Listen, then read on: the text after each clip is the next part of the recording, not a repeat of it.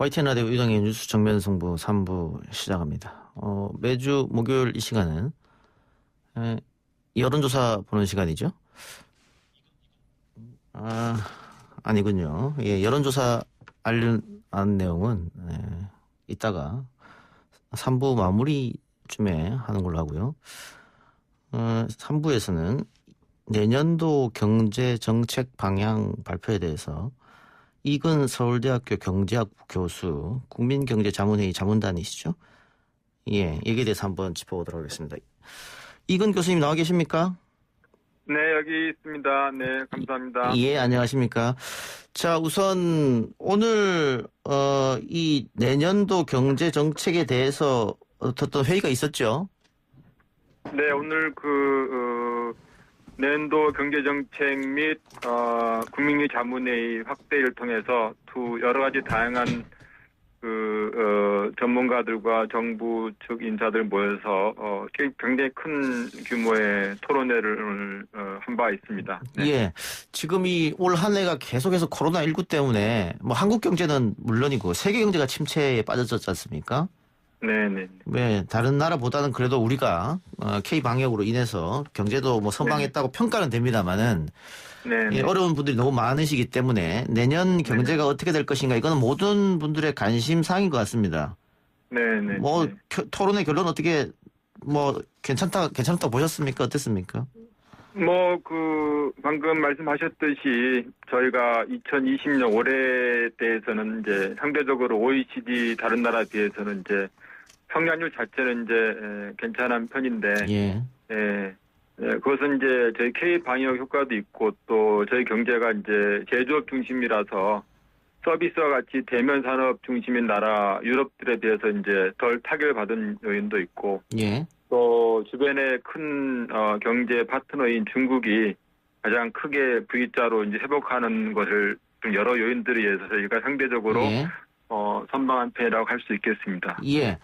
내년에는 이제 예상을 한 3.3%까지 보고 있는데, 거기에 대해서 이제 높다 낮다 말이 좀 있는데, 그건 사실은 일단 하나의 목표치 비슷한 것이고, 어떻게 될지는 사실은 앞으로 지금 코로나 상황이 계속 진행 중이라서 예측하기 어렵고, 근데 3% 정도는 올해는, 그러니까 저희가 OECD 제일 높은 편인데 3%는 저희가 미국보다 낮아요. 왜냐하면 이 기저효과 때문에 저희 상대적으로 올해가 괜찮기 때문에 성장률이 3% 나온 반면에 미국같이 올해 굉장히 안 좋은 나라는 오히려 3%더 나옵니다. 얘네는.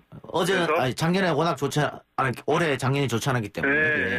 그래서 기저효과 때문에 오히려 미국 및 다른 OECD 나라들은 내년에는 한국보다 높게 나올 것이고 한국은 올해 괜찮기 때문에 상대적으로 올해 비기의 증가율은 다른 나라보다 올해 낮을 수 있어요. 그래서 그런 점에서 3%란 것이 꼭 그렇게 높은 숫자라고 보기보다는 오히려 다른 나라에 비해서는 내년은 오히려 저희가 이제 좀 낮은 숫자로 이런 식으로 보는 친구들이 많을 것 같아요. 그러니까 올해 내년 함께 봐야 될 텐데 그 일각에서는 정부가 잡은 3.3%를 너무 낙관적으로 보고 있는 게 아니냐 이런 지적도 있더라고요. 네네네. 교수는 그 3%란 것이 아까 말한 대로 여러 여건에 따라 특히 이제 저희 나라는 통상 국가라서 수출이 굉장히 중요한 나라인데 주변 나라 특히 미국이라든가 유럽이 얼마만큼 빨리 이제 코로나부터 회복됨에 따라서 저희들도 영향을 받기 때문에 사실은 그런 걸 감안하면은 사실상 아직도 예측이 저는 거의 이렇게 큰 의미를 부여한 것보다도 정부 하나 목표치라고 이렇게 봐주는 것이 맞을 것 같습니다. 그 예측 자체가 틀냐 말냐 이렇게 보기보다는 사실은. 목표치로 봐야 된다. 오늘 회의 주요 주제가 빠르고 강한 경제 회복 방안과 선도형 경제로의 대전환 방안이라고 하는데 이 주제를 가지고 어떤 다양한 의견은 일단 오고 간 것 같네요. 네, 그렇죠. 앞에 이제 주로 대통령께서 이제 모두 발언하셨고, 주로 이제 이 두 가지 내에 대한 주요 내용들은 우리 홍남기 부총리께서 아주 자세하게 아주 직접 스크린에 나가셔가지고 앞에 나가셔가지고 아주 열띤 그 목소리로 굉장히 자신감 있게 말씀하셔서 사람들이 어려운 상황이지만은 좀 예. 이렇게 좀 희망을 가지고자 그런 메시지를 주셨고 굉장히 보고 내용이 굉장히 자세해요. 그래서 사실 이대로만 되면 사실은 괜찮겠다는 느낌이 드는데 얼마나 사실은 이것들이 이제 잘 실행이 되고 또 효과가 나오냐에 따라 달려 있겠죠. 예, 전반적인 이제 톤은 간단히 말하면 올해는 그래도 선방한 편인데 예. 이낙연 대표나 이제 정 총리께서 오셨는데 말씀이 예. 이 국가 경제의 어떤 거시적 지표는 그래도 괜찮은 것 같은데 예. 국민 경제 다시 말해서 국민들의 민생은 그 숫자만큼 체감도가 안 오는 것 같다. 그래서 이런 괴리를 극복하는 것이 중요한 것 같다는 식의 어떤 토론이 좀 많았습니다. 예. 그래서 거시적인 지표가 중요한 것이 아니라 어떻게 하면 이것들을 국민들의 실생활에서 느낌이 가게 할 수 있느냐 이런 것들에 대해서 주로 토론됐고 그것이 바로 이제 빠른 회복에 대한 어떤 주요 관점이다 이런 식으로 이제 얘기가 진행됐습니다. 예. 코로나 19 위기가 극복이 되어야지만 어쨌든 내년 경제 성장의 전망이 밝을 텐데요. 백신 문제도 있고 여러 가지가 있을 텐데 이번 회의에서도 코로나19 위기 극복 방안에 대한 이야기는 나왔죠. 네, 코로나 극복 방안은 이미 이제 2020년 초반부터 진행되던 것들인데, 예. 그것들을 계속하는 것들이 있고, 그다음에 특히 내년도 예산 집행도 상반기에 이제 집중으로 집행한다는 거 하고, 예. 그다음에 결국 기업들의 어떤 활성화 관건인데, 예. 기업의 투자 의욕을 고취하기 위해서 세제 금융상 면에서 각종 정책 지원을 집중하겠다 했고, 특히 21년에 진행되는 설비 투자에 대해서는 감가상각을 가속적으로 할 수 있도록 한시적으로 허용한다는 것들이 들어있고 또 중소 중견기업들의 투자를 고취하기 위해서 공장 자동화 설비 도입에 대해서는 관세금을 확대 이런 것들이 다양한 굉장히 제가 보기에는 다양한 조치들이 진행되고 있고 특히 전반적으로 정책금융 예산을 한 23조까지 책정해서 예. 그것으로 사는, 기은, 신보, 수은, 중진공, 기보 각각 이렇게 분담을 해가지고 합계 한 23조를 투입한다는 계획들이 발표됐었습니다. 예. 경제 성장도 성장입니다만 수출, 내수 다 함께 이루어져야겠죠. 근데 일자리 문제도 이번 코로나19 때문에 심각하지 않습니까? 그렇죠. 혹시 일자리 문제 이야기 나왔습니까?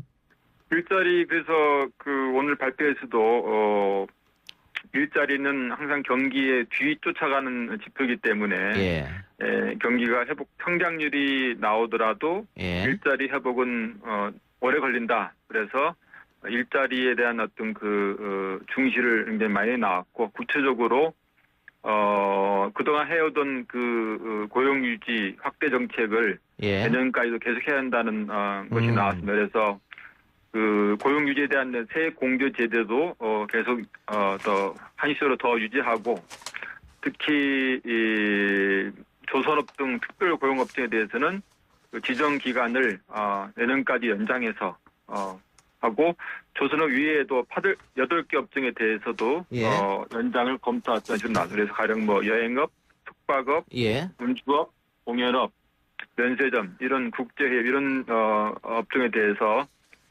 특별 고용 지원 업종 기간을 연장하겠다 이런 것도 나왔습니다. 예. 마지막으로 오늘 역시 홍남기 부총리가 한국판 뉴딜 이야기를 했겠죠?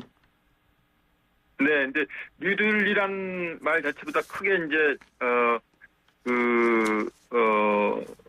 그러니까 경제 대전환 이런 큰 카드 속에서 뉴딜이 이제 들어간 식으로 나왔습니다. 예. 한국판 뉴딜이 성공적으로 달성될 수 있는 필요 조건은 무엇이 있을까요? 사실상 정부의 그림 비전은 굉장히 이제 담대하고 좋은데 이것이 얼마나 이제 민간 특히 기업들의 어떤 참여 및 확산되는 것이 이제 관건일 텐데 그런 부분에서 좀 세세하게 촘촘히 각종 지원 정책들이 나와 있어서 저는 이대로만 되면은 괜찮을 것 같은데 결국은 이 각종 오늘 이제 나온 것 중에 하나가 이런 계획들이 잘 진행되기 위해서는 기업들의 어떤 참여가 중요한데 예. 박영만 회장이라든가 김기무 회장께서는 이런 각종 제도라든가 이런 것들이 사회의 변화 이런 것들을 못 쫓아가고 있어서 아직도 각종 규제에 대한 어떤 여건이 부족하다는 얘기도 했었고 또 김기무 회장께서는 이제 중소기업이 뛰어야 되는데 결국은 주 52시간 이런 것들이 되는 상황에서 3교대를 해야 되는데 3교대를 볼 만한 사람이 없다 이런 식의 어떤 고충도 얘기돼서 결국은 기업들에 대한 얼만큼 투자 환경 개선 여부가 결국은 한국판 뉴들의 성공에도 장기적으로는 중요한 요소라고 볼 수 있겠습니다. 예, 알겠습니다. 교수님 오늘 인터뷰 감사합니다. 네, 감사합니다. 네, 지금까지 이근 서울대 경제학부 교수였습니다.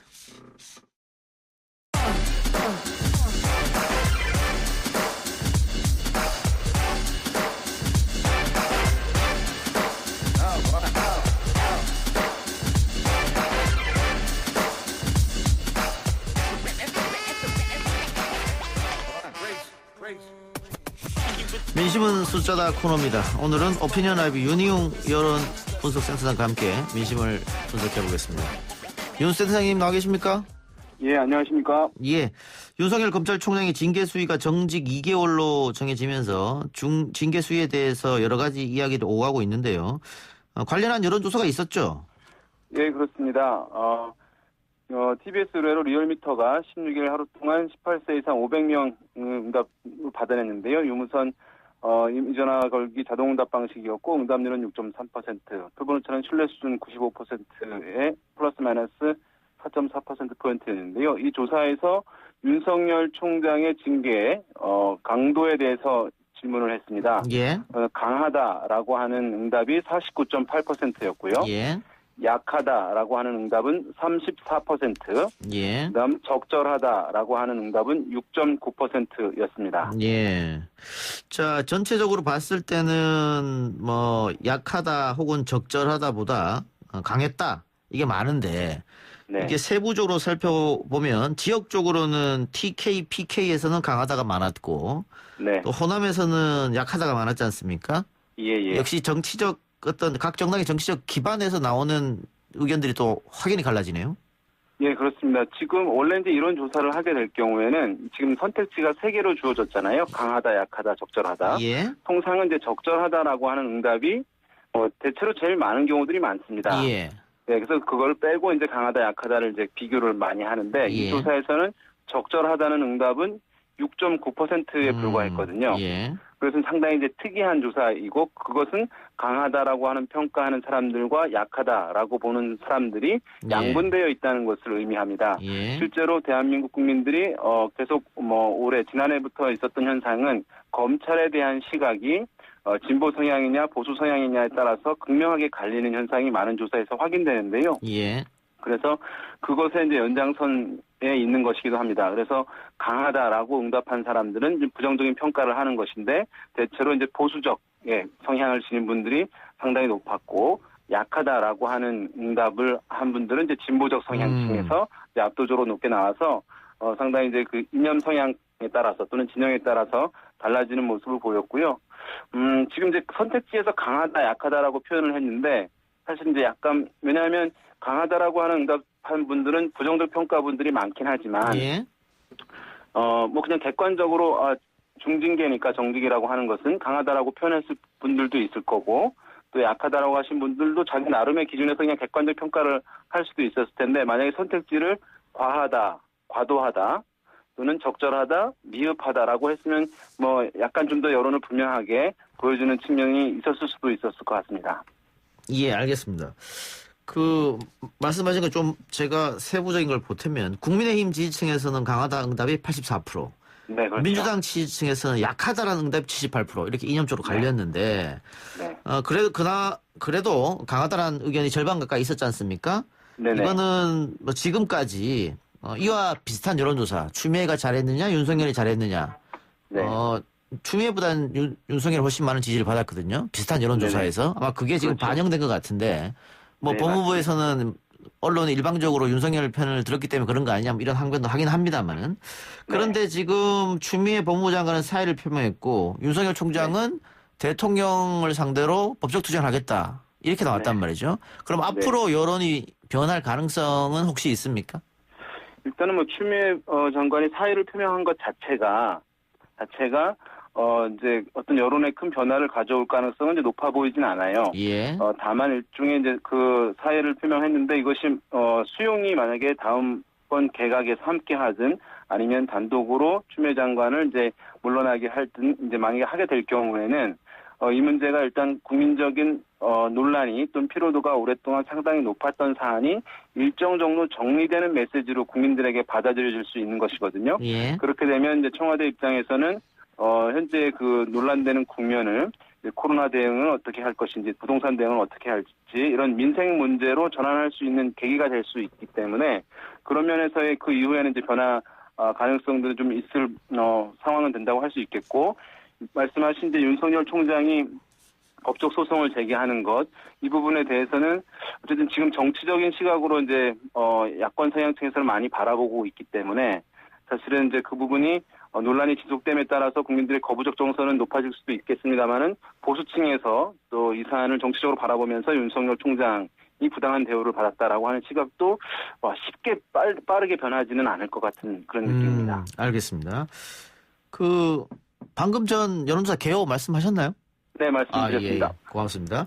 다른 여론조사 살펴보죠. 4개 여론조사 업체가 차기 대선 후보 지지도 공동조사를 진행했는데 순위는 이재명, 이낙연, 윤석열 순위였고 이재명 지사는 소폭 상승, 이낙연 대표는 소폭 하락, 윤석열 총장은 대폭 상승 이런 결과네요?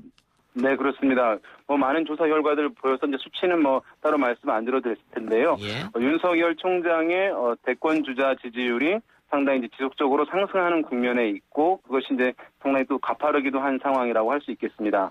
대체로 대권 주자 조사에서는 미디어에서 정보량이 많아지게 되면 대중의 주목도가 높아지게 되고 그러면 이제 지지율이 올라가는 특성을 보이고 또 한 가지 지금 현재의 정권과 대립각을 세우거나 대척점에 서 있는 이미지를 획득할 경우에는 야권 성향층에서의 지지가 또 더 올라가는 특징을 보이거든요. 지금 이제 윤석열 총장이 다른 야당의 다른 대권 주자들에 비해서 이러한 이제 현 정권과 현재 권력과 대척점에 서 있는 이미지를 얻은 상황이기 때문에 그렇게 모아지는 이제 흐름들이 강화되고 있다고 할 수 있겠고요.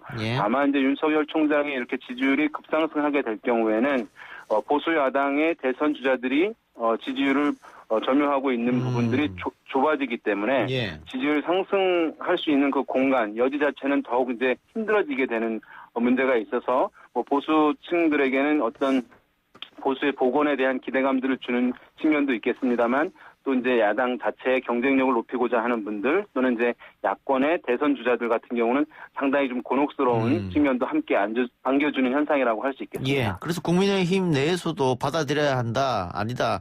빨리 윤석열 총장이 정치 안 한다, 선을 해라. 이렇게 의견이 엇갈리는 그런 양상이죠. 네, 그렇습니다. 대통령 지지율도 좀 알아볼까요? 네, 문재인 대통령 국정수행평가가 계속 이제 30%대 이렇게 지금 3주 연속 나오고 있는 상황인데요.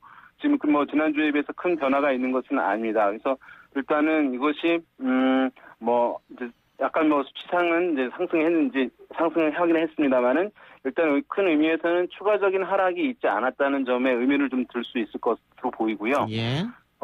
지금 어쨌든 간에 부정평가와 긍정평가의 격차가 상당히 큰 상황인데 지금 상황은 사실은 추미애, 윤석열 두 분의 이제 갈등 이 상황도 영향을 주는 측면도 있겠습니다만은 코로나19 확진자가 좀 증가하는 부분, 그다음에 부동산 문제가 또 밑에 깔려 있는 부분 등 복합적인 이슈로 지금 대통령 국정수행에 대한 평가가 좀 이제 좋지 않게 나오고 있는 국면이 이어지고 있는 상황인데요.